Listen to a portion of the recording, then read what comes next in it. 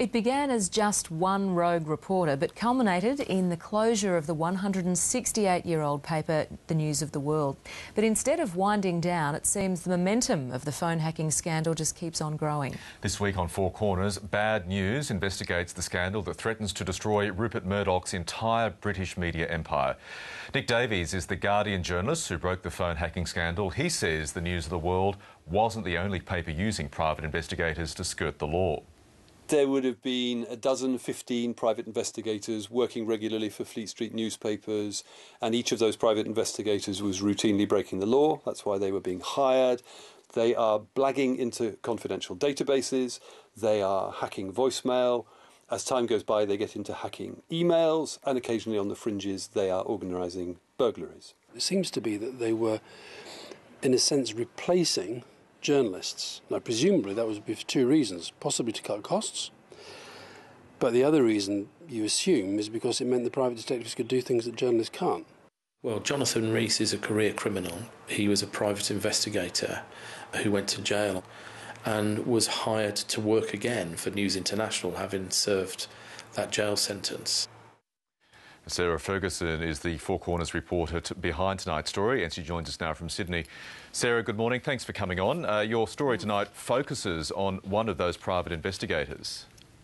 That's right. This is a man called Jonathan Rees, and as the MP Tom Watson just said, the extraordinary thing about this is that people like Rees, who was a career criminal known to have extensive contacts with corrupt cops in London where he worked, was used by the News of the World, was put away for a substantial jail term for a very nasty crime, actually trying to plant cocaine on a woman on behalf of her husband so that she would be arrested, go to jail and lose custody of her child. Fortunately, in this case, Rees was caught because the police were already bugging his detective agency because of the suspicions they had about his connections to corrupt cops. He went to jail. When he came out, he was rehired by the News of the World. What this goes to, Michael, is the extraordinary depths of the connections between the News of the World and, frankly, really what's the criminal underworld of the UK.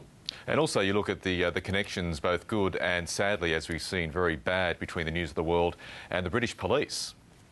That's right. I mean, these are, again, as another MP who was himself a target of phone hacking, though in his case, as in many cases, the police refused to confirm that was the case for years. He described them as getting their filthy tentacles into every area of the Metropolitan Police.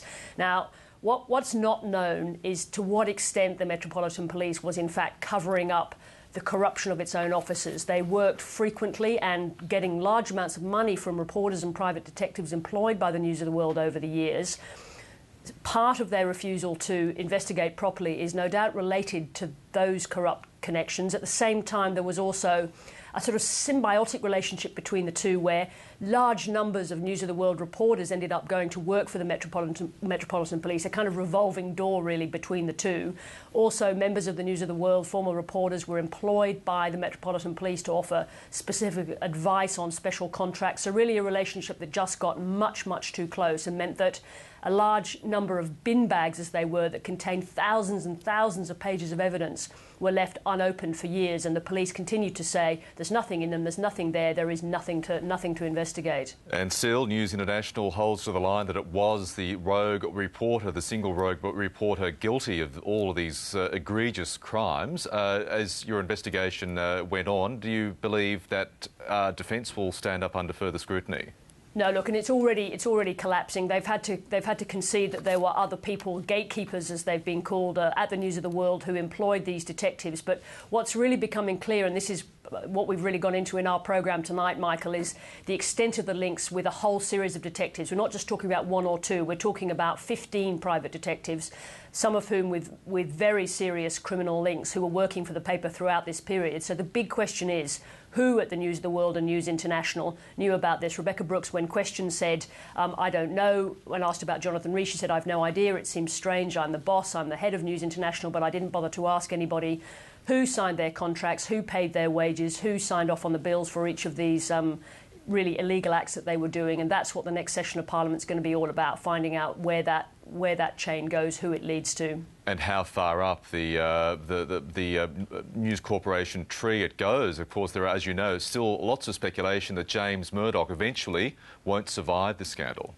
Well, yes, that's right. And in fact, Murdoch's biographer, who was in London when we were there observing the hearings, said, look, it may have looked like a PR stunt, Rupert's very famous line about the most humble day of his life, and a very careful performance by James Murdoch. But according to Michael Wolff, he said this was nothing to do with that PR exercise. This was nothing to do with clearing their name. What that was all about was keeping these people out of jail. That's his opinion. But there's no question now that the session of Parliament that's about to resume in a week or so is going to focus in very clearly on the evidence, that is, who inside the News International hierarchy saw that evidence, who was aware of it and when they became aware of it. So you're going to see a line-up. James Murdoch's going to be back, but also, crucially, the News International chief lawyer, Tom Crone, who was the chief lawyer for the News of the World throughout this period. So he was the one who ought to have known about all of these activities.